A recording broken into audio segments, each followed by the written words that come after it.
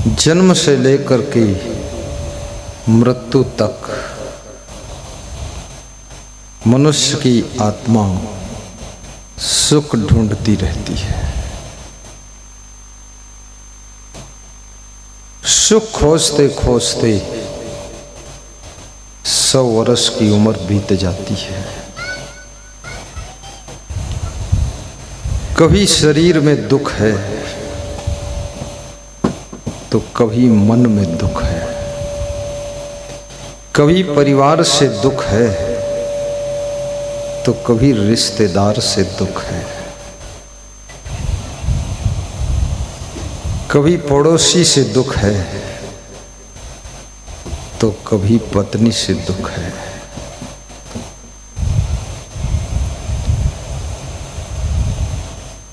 दुख सुख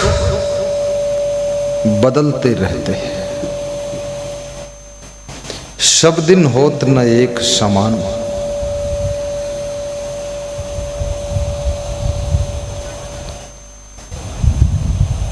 मनुष्य की आत्मा बचपन में खेल खिलौने में सुख ढूंढती थी।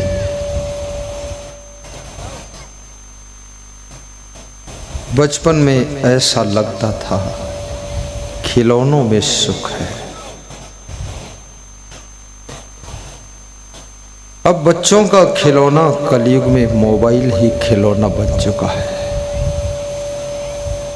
कितने माता पिता बच्चों को मोबाइल खेलने के लिए दे देते हैं और छोटे छोटे बच्चे भी मोबाइल में रंग बिरंगे फोटो देख देख कर मन बहलाते रहते हैं। मोबाइल धीरे धीरे आपकी स्मरण शक्ति को कम कर देता है। बहुत बड़ी बात है।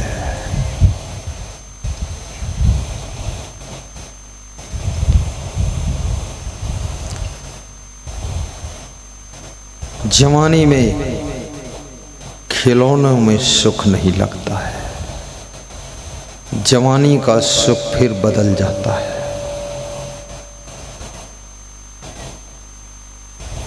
कभी फैशन में सुख तुम ढूंढते हो, कभी नशा व्यसन में सुख ढूंढते हो, कभी भोजन में सुख ढूंढते हो और कभी कपड़ों में सुख तलाश करते हो। सुख खोजते खोजते जिंदगी की शाम आ जाती है। जीवन का सूरज अस्ताचल पर पहुंच जाता है। जिंदगी में मृत्यु का अंधेरा दिखाई देता है कि जिंदगी गुजर गई लेकिन सुख नहीं मिला। बिहार में प्रवचन था, गत वर्ष की बात है। एक 70 वर्ष की बूढ़ी महिला व्यास गादी पर आकर दुखी होकर कहती है, गुरुजी हमें सुख कब मिलेगा? तो मैंने कहा उम्र कितनी है माता जी? बोली 70 साल है करे। तो मैंने कहा अभी तक नहीं मिला सुख? बोले अभी तक सुख नहीं मिला, दुख ही दुख मिला है। तो मैंने कहा माता जी आगे भी दुख ही दुख है, सुख नहीं है। तो उसके चेहरे पर बहुत दुख की रेखाएं खिंच गई और उसका मन बड़ा दुखी हो गया कि आगे भी दुख ही दुख है, सुख नहीं है। जिनको बचपन में सुख नहीं मिला, जवानी में सुख नहीं मिला, बुढ़ापे में सुख नहीं मिला, अब जर्जर अवस्था में सुख मिलने की संभावना समाप्त हो चुकी है। अब सुख कहाँ है? लेकिन मृत्यु के दिन भी सुख की आशा रहती है कि शायद मरने से 1 घंटे पहले भी कुछ सुख मिल जाए। लेकिन सुख सुख ऐसे हो गया जैसे गूलर का फूल है। गूलर के पेड़ में फल तो लगते हैं लेकिन फूल दिखते नहीं। लोगों की जिंदगी में सुख के फूल दिखाई नहीं दे रहे,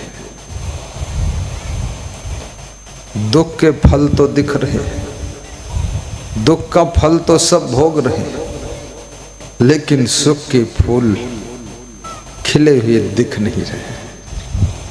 सुख कहाँ है? संत कबीर कहते हैं, सतसंगत से सुख उपजे, कुसंगत से दुख होए। कहें कबीर तह जाइए, जहां अपनी संगत होए, जहां अपनी संगत हो।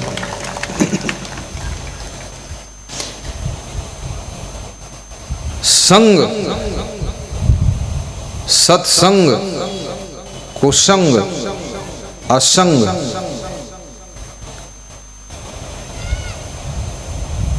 असंग होना बहुत कठिन है।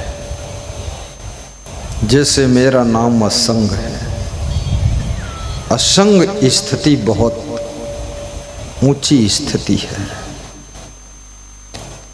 असंग का मतलब होता है अब ये व्यक्ति संसार के सरोवर में तो है, परंतु ऐसे है जैसे तालाब में कमल रहता है। अब ऐसी जिंदगी है इसकी। प्राणियों के साथ में है लेकिन मोह नहीं है, पदार्थों के बीच में है पर लोभ नहीं है, बड़े बड़े पद पर है लेकिन मद नहीं है, कार में चलता है लेकिन अहंकार नहीं है। अब इसका जीवन जल में कमलवत हो चुका है। जीवन को कमल बनाना कठिन है, और जब तक तुम जीवन को कमल न बना पाओगे तब तक जीवन में कुछ कमाल भी न कर पाओगे। कमल बनो पहले।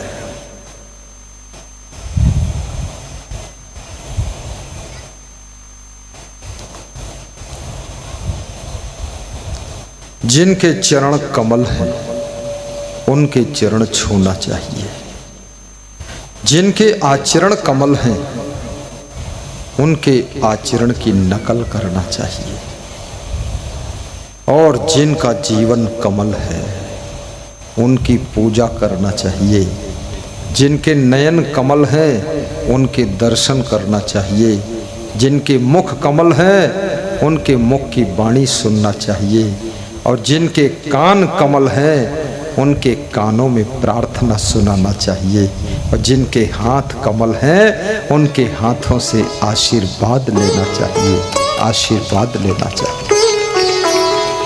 थोड़ा जोर से ताली बजाया। तिलक की सेवा प्रारंभ हो चुकी है। हमारे महान संत दिनेश दास सबको तिलक लगा रहे हैं। प्रेम से तिलक लगवाइए और तिलक की थाल में श्रद्धा सुमन भी अर्पित करते जाइए। इससे बहुत बड़ा पुण्य मिलेगा। संगत से सुख उपजे, कुसंगत से दुख होए।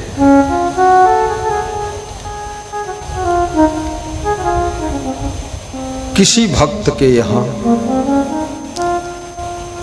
दो संत ठहरे हुए थे। दोनों को एक ही कमरे में बिस्तर दिया गया, तो दोनों आपस में बात भी कर रहे थे। और उसी कमरे में दो लाल रंग की और सफेद रंग की पोटली खूंटी में टंगी हुई थी। एक संत पूछ रहा था कि लाल रंग की पोटली से खुशबू आ रही है और सफेद रंग की पोटली से दुर्गंध आ रही है, बात क्या है?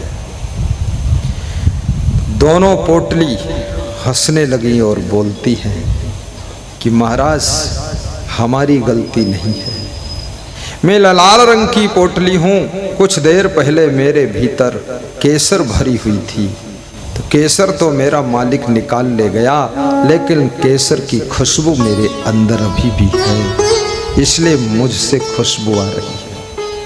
दूसरी पोटली ने हंसकर कहा, मेरी भी गलती नहीं है, कुछ समय पहले मेरे भीतर लहसुन भरा हुआ था, लहसुन तो मालिक निकाल ले गया, लेकिन लहसुन की दुर्गंध अभी भी मेरे अंदर बच गई है। सोचिए,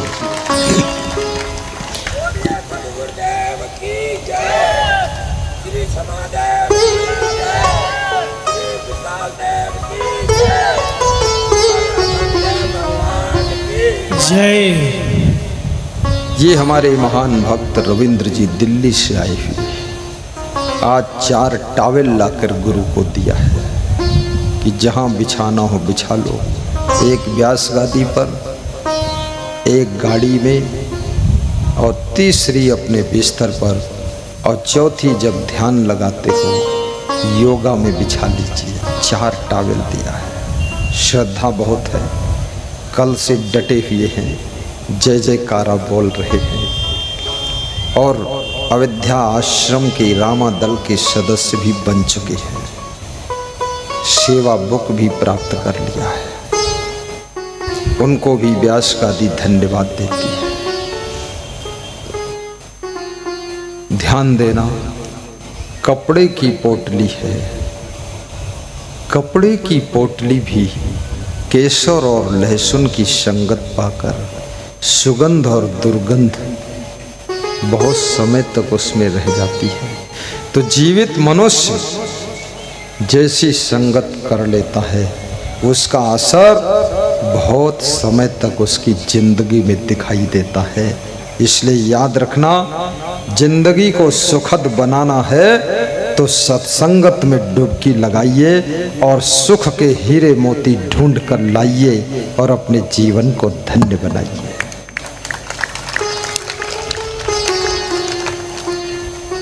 सत्संगत से सुख मिलता है, जीवन का कण कण खिलता है। कपड़े को जैसा रंग मिले, मानव को जैसा संग मिले, वह उसी रंग में रंगता है, जीवन का कण कण खिलता है। सत्संगत से सुख मिलता है। संगत का बहुत बड़ा प्रभाव है। आपकी बेटी अगर अच्छी संगत में रहती है तो सीता, सती, मीराबाई और सेवरी बन सकती है। आपकी बेटी अगर गलत संगत में पड़ गई तो सुपर्णखा बन सकती है, मंथरा बन सकती है, चुगलीचाई करेगी। कितनी बेटियों ने ससुराल में जाकर के तबाह कर डाला है, एटम बम लेकर पहुंची है, पूरी ससुराल दंग हो गई है। सासू सोचती थी कि बहुत सुंदर बहू आ रही है, भोली भाली दिखती है, भोली और भाली दिख रही है, तो भोली तो हट गई, भाली रह गई, केवल भाली चलाती पूरी हालत खराब है, सासुएं बेहोश पड़ी है।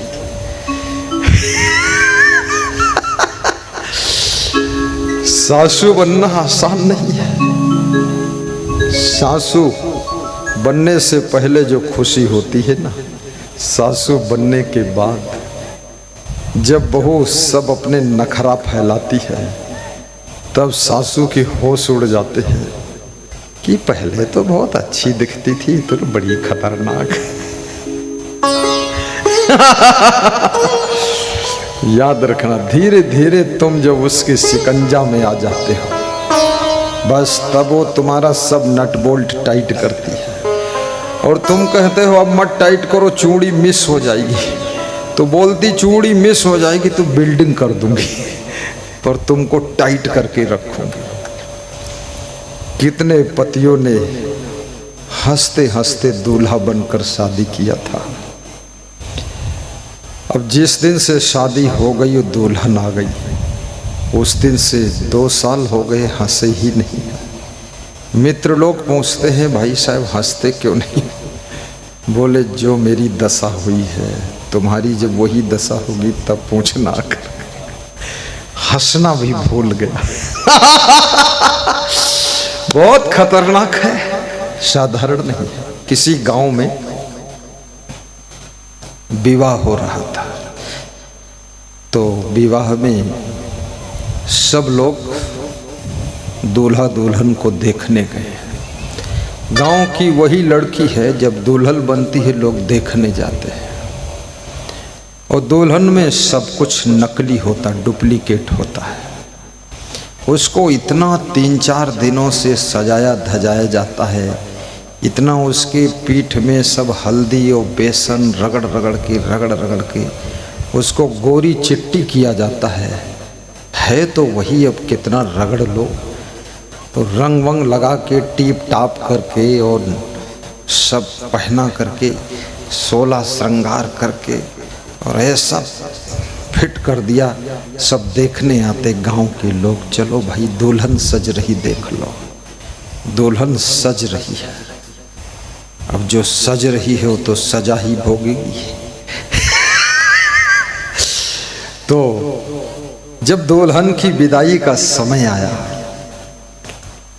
तो एक आदमी अपने बच्चे को भी ले गया था विवाह दिखाने के लिए। लोग अपने बच्चों को विवाह में ले जाते हैं। क्यों ले जाते हैं? क्योंकि इसलिए ले जाते हैं कि बच्चा भी विवाह देख ले और धीरे धीरे देख देख कर बच्चे का मन भी तैयार हो जाए कि मैं भी विवाह करूंगा। तो शुरू से ही उसको सब फिल्म दिखाते रहते हैं कि देख लो बेटा ये दुल्हन है, ये दूल्हा है। अब बच्चा भी सोचता है अरे ये तो इस भीड़ के हीरो हैं, दूल्हा भी हीरो है और दुल्हन भी हीरो है। फिर दूल्हा घोड़े पर बैठकर चलता है तो घोड़ा है ही, दूल्हा की ऐंठ क्या पूछना है। ऐसे चलता है दूल्हा को घमंड की मैं केवल घोड़े पर हूँ, सबको पैदल कर दिया हूँ। और पैदल वाले खूब नाचते हैं कूदते हैं, क्योंकि उनकी शादी हो भी चुकी है और कुछ की होने वाली है। तो वे लोग इसलिए नाचते कूदते हैं कि आज भर घोड़े पर बैठ ले तू, कल से तुझको जिंदगी भर घोड़ा बनना पड़ेगा। तो वे सब ताली बजा बजा कर नाच रहे हैं, ऐसे हाथ हिला रहे हैं, जय हो घोड़ा पर जो बैठा ये भी घोड़ा बनेगा। अब वो घोड़े पर बैठा दूल्हा समझ नहीं पाता ये क्यों सब नाच रहे हैं, क्यों हाथ हिला रहे हैं। वो इशारा दे रहे हैं कि आज भर घोड़े पर बैठ ले, फिर जिंदगी भर घोड़ा बनना पड़ेगा।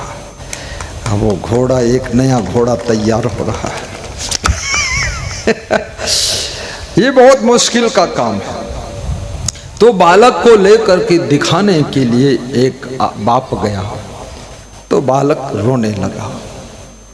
तो बाप ने कहा तू क्यों रोता है, तू ना दूल्हा है ना दुल्हन है ना तेरी कोई बेटी है, तुझे क्या टेंशन, तू क्यों रोता? बोले मैं इसलिए रोता हूँ कि मुझे ना दूल्हा दिख रहा ना दुल्हन दिख रही है, फालतू भीड़ में पीछे खड़ा हूँ, छिप गया हूँ, कुछ दिखता ही नहीं। मैं इसलिए रो रहा हूँ कि मुझे दिखना चाहिए, मैं भी देख लूँ दुल्हन कैसी दूल्हा कैसा। तो बाप ने कहा तो रोने की क्या बात है, मैं तेरी लंबाई बढ़ा देता हूँ। कैसे बढ़ाओगे पिताजी? बोले तू मेरे कंधे पे बैठ जा तो सबसे 1.5 फीट ऊंचा हो जाएगा, फिर सबको देख ले तू। मनुष्य का चंचल मन बहुत कुछ देखना चाहता है। कोई छत से झांक रहा है, कोई खेत से झांक रहा है, कोई घूंघट में झांक रहा है, कोई दीवार के झरोखे से झांक रहा है, कोई गाड़ी का शीशा खोल के झांक रहा है, और कोई झुक के झांक रहा है, कोई तिरछी आंखें करके झांक रहा है। बड़ी झांका झांकी संसार में है। कोई बालकनी से खड़ा झांक रहा है। बिहार में एक लड़की झांक रही थी, किसी के घर कुछ बाजा वाजा बज रहा था, विवाह था, और झांकती रही और बालकनी में पहुंच गई और रेलिंग थी नहीं, आगे बढ़ती गई और तीसरी मंजिल से धड़ाम से गिरी जाकर। जब गिरी खोपड़ी फट गई, बेहोश हो गई, हल्ला हो गया, मर गई। तो हमने कहा बड़ी बढ़िया बात, ये खूब झांक रही थी, अभी इसको तुम लोग झांको कहाँ चोट लगी है। झांकना भी एक बहुत बड़ी आदत है। लोग झांक लेते हैं।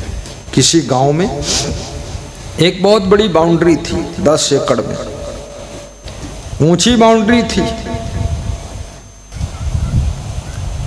2-4 जगह पुलिस गार्ड लगी हुई थी कि झांकना मना है। एक आदमी निकला, उसने कहा मैं झांकूंगा जरूर, आखिर इसके अंदर है क्या। जितना तुम जिस चीज को छिपाओगे उतना लोग झांकने की, देखने की कोशिश करेंगे। तो जब झांकने के लिए वो बढ़ा बाउंड्री तरफ, तो पुलिस गार्ड ने एक डंडा मारा उसके पीठ पर। बोले झांकने नहीं दूंगा। तो उसके अंदर और ज्यादा जिज्ञासा बढ़ गई। मनुष्य के मन का स्वभाव है, जिस चीज के लिए मना करो उसमें और ज्यादा इंटरेस्ट बढ़ता है, रुचि बढ़ती है। वो व्यक्ति आधी रात को 1 बजे रात के अंधेरे में पानी बरस रहा है, बिजली कौंध रही है, और टार्च लेकर के चुपके आता है और बाउंड्री पर चढ़ करके, कूद करके, अंदर जा करके टार्च जलाकर देख रहा है क्या अंदर। तो अंदर कुछ नहीं, बजड़ी थी, सीमेंट थी, कंकड़ थे, ईंटें थी, कोई बिल्डिंग बनने वाली थी। तो बहुत पछताया कि रात की नींद हराम हुई और अंदर झांकने आया, कुछ नहीं मिला, ईंट पत्थर गिट्टी मिली, लेकिन झांके बिना मन मानता नहीं है। बड़ा मन चंचल है, चंचल मन का स्वभाव है झांक लेना।